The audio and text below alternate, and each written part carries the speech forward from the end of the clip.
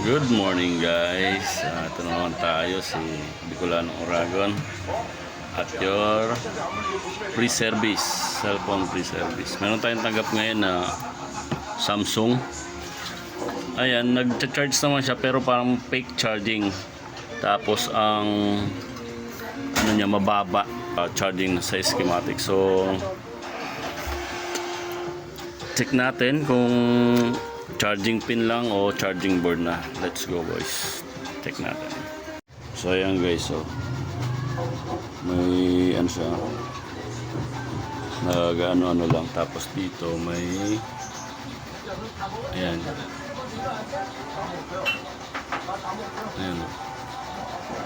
may 0.6 pero hindi siya nagkakarga. So ibig sabihin fake charging. So let's see, tingnan natin kung anong nangyayari.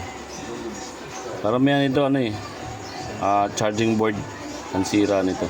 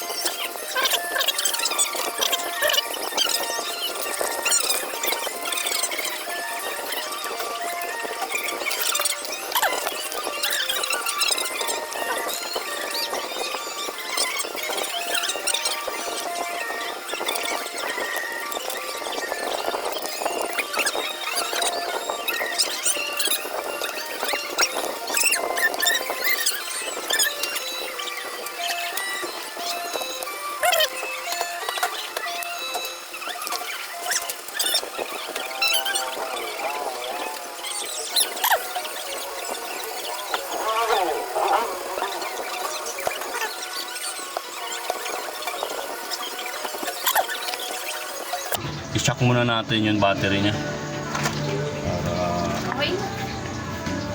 malaman natin. Grabing siya na yun. Kailan naman ito? Ba't kaya kasi inilip mo lang?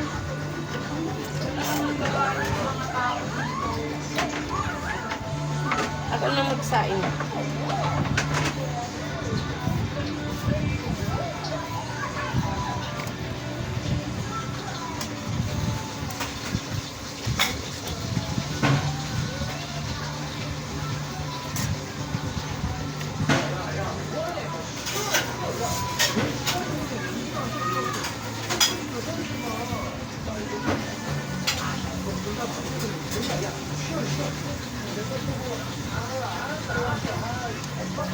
Ano, 100? Shock muna natin. 100 ang additional.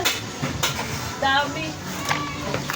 100 ka tao. 100 niya yung Wait natin, update ko kayo mamaya.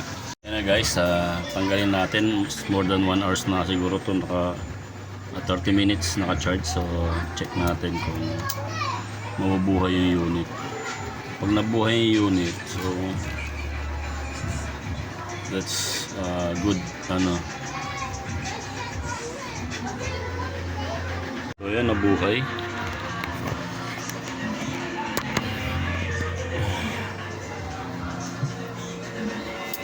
So ibig sabihin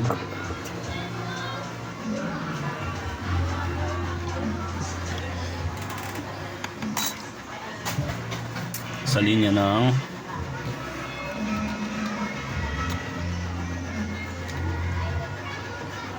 charging system pwedeng,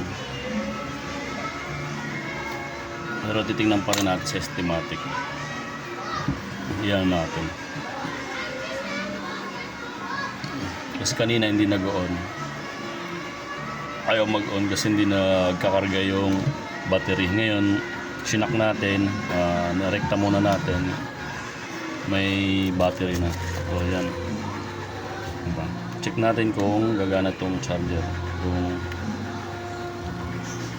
ayun. So yun lang yung problema guys. Ayan. Ano natin, i-wait natin kung tataas siya. Pero pag di yan tumaas, mga 30 minutes ulit. So meaning to say, sira yung charging pin niya.